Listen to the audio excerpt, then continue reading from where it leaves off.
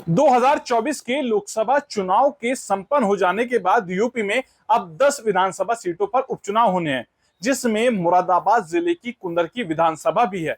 इस कुंदरकी विधानसभा पर 65% मुसलमानों की आबादी है, वहीं 35% नॉन मुस्लिमों की आबादी है। कुंदरकी विधानसभा में कहीं ना कहीं मुस्लिम निर्णायक भूमिका में है। वहीं अगर कुंदरकी विधानसभा की बात करें तो कुंदरकी विधानसभा में एक चर्चा बहुत तेजी से चल रही है, जिसमें इस सीट पर एनडीए के द्वारा मुस्लिम प्रत्याशी को उतारने की चर्चा तेज है।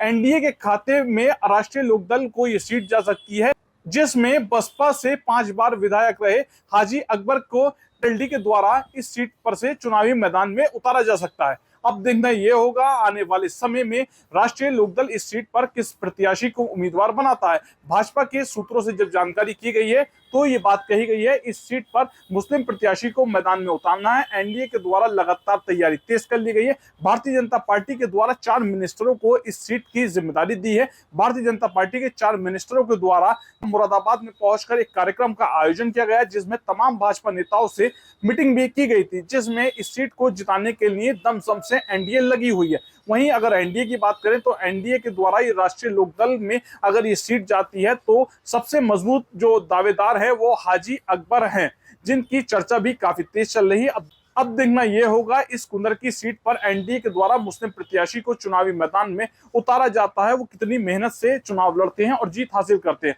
हाजी अकबर एक बार मंत्री भी बसपा सरकार में रह चुके हैं। हाजी अकबर के द्वारा भाजपा के और आरएलडी के वरिष्ठ नेताओं से मुलाकात की है, जिसमें यह भी चर्चा तेज हो गई है कि इस सीट पर राष्ट्रीय लोकदल की ओर से हाजी अकबर प्रत्याशी हो सकते हैं। शारिक सिद्दीकी, टीवी 9 मुरादाबाद।